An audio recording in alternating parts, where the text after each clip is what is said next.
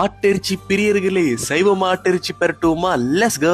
ரொம்ப நாளா காஞ்சி போயிருக்கிற எண்ணெயில நான் அந்த எண்ணெய சொன்னேன்.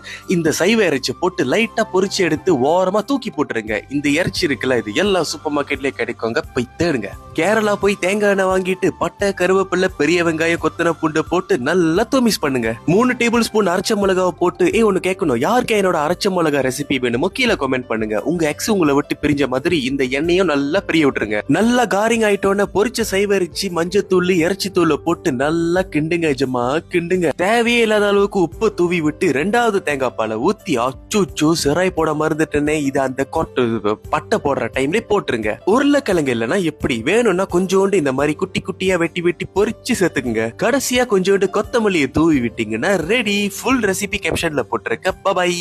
ஆட்டிறைச்சி பிரியர்களே, சைவ ஆட்டிறைச்சி பெரட்டுமா? Let's go. ரொம்ப நாளா காஞ்சி போயிருக்கிற எண்ணெயில நான் அந்த எண்ணெய சொன்னேன்.